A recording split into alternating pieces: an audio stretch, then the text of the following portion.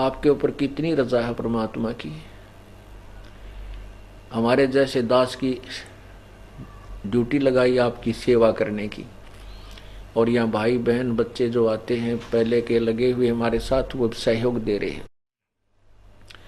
आप कितने प्यारे हो परमात्मा को आप नहीं समझ सकते। आपके आने से पहले हम दास, हमारे बच्चे सब लग गए आपके लिए यहाँ सब मैट बिछाते हैं। अपने बच्चों को आने से, परमात्मा के बच्चों के आने से पहले उनका भोजन खाने की व्यवस्था करते हैं। सर्दी के अंदर आपके लिए बिस्तरों की व्यवस्था परमात्मा करवाता है, और फिर अपने बच्चों को रजाई उड़वा के खाने खूने तो खूब छका के रजाई उड़ा कर बिठा देता है, और फिर अमृत वर्षा करवाता है।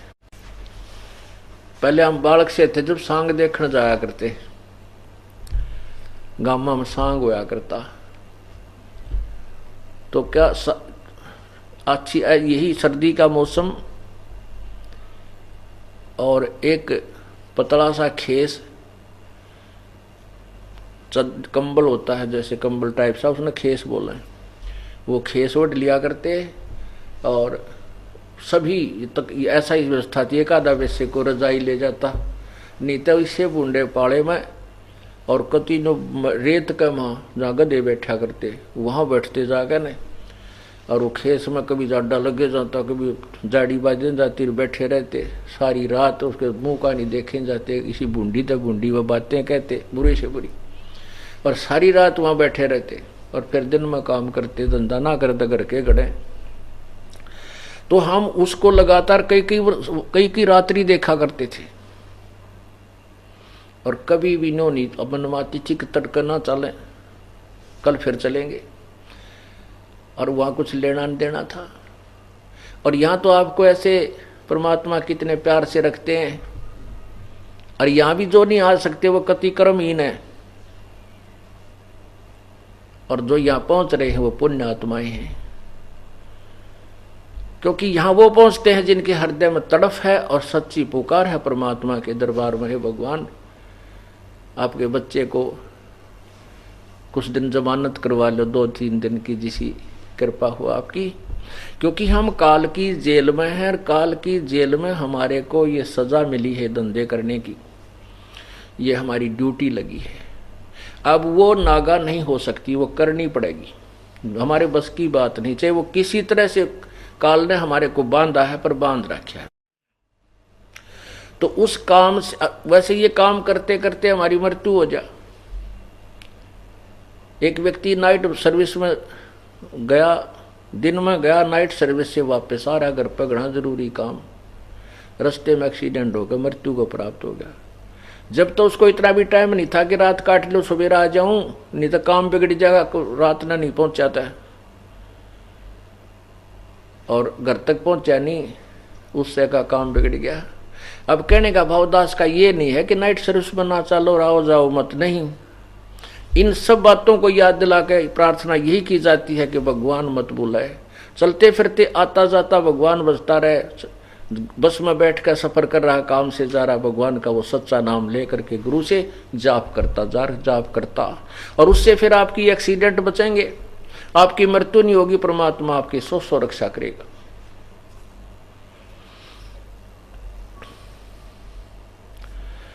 तो इसलिए परमात्मा की महिमा को प्रेम से सुनो।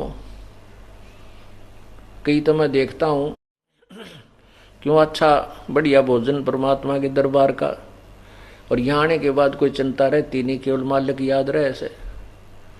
और शाम के समय देखता हूँ कि खा के दड़ी पकाएगा, दारू अच्छा छक्का खा के और ला के ओढ़ कर जाइए, नो करें जाएगा, बता के फायदा फिर यहाँ आने का। यार सोन खातर आया था, और उनको भी जगाने के लिए भगत हमारे सेवक बाण बेटी बच्चे घूमते रहते, रहो जाग जा तू, सुन ले थोड़ी बहुत देर।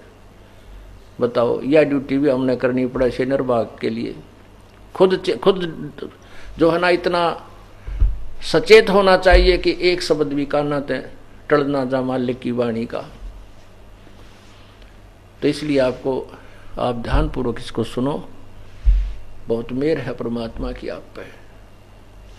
तो आपको उस परमेश्वर की महिमा सुनाते हैं कि परमात्मा कबीर जी सारी सृष्टि के रचनहार, वो स्वयं आकर के हमें ये सच्चा ज्ञान प्रचार करते हैं, सच्चा ज्ञान देते हैं।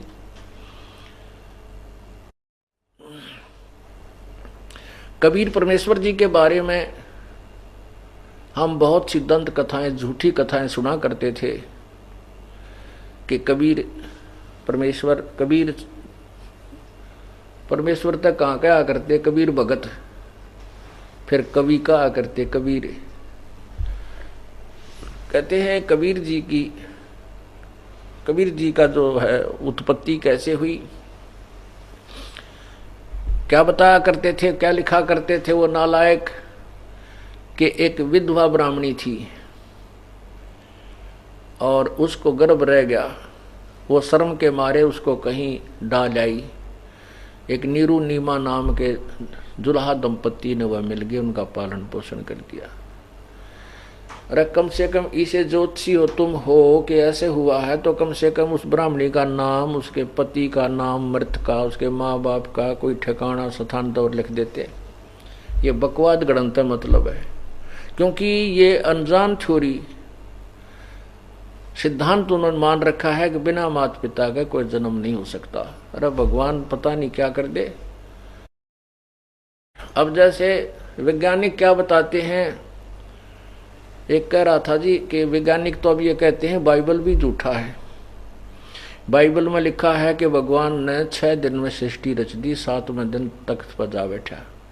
तो वैज्ञानिक कहते हैं ऐसा नहीं हो सकता, क्योंकि हमारी पृथ्वी को बने हुए 4 अरब 32 करोड़ वर्ष हो गए लगभग कुछ, और इसके बनने में बहुत समय लगता है, लाखों अरबों वर्षों में जाकर पृथ्वी बनी। पुण्यात्मा और परमात्मा के पास सारी पावर है। अब जैसे बच्चा 9 महीने में परिपक्व होता है माँ के गर्भ में, और वो फिर गर्भ से बाहर आता है, ये परमात्मा का ही विधान है, उसी का दिया हुआ ये सब मटेरियल है। वो उसी की कृपा से, उसी के आदेश से, उसी के दिए हुए गुण से वो अपने आप प्रफुल्लित होता है। जैसे एक तोरी का बीज, घिया का बीज छोटा सा होता है, उसको मिट्टी में बीज दिया जाता है, उससे पौधा बनता है, बेल ऊपर आती है, और फिर इतनी लंबी लंबी घिया लगती है, सी मोटी मोटी, और उनमें बीज होता है। तो ये सब परमात्मा की ही लीला है। उसने ये भी विधान बना रखा है, ऐसे भी होगा। और परमात्मा चाहते 1 मिनट में अपने वचन से भी उत्पन्न कर सकता है।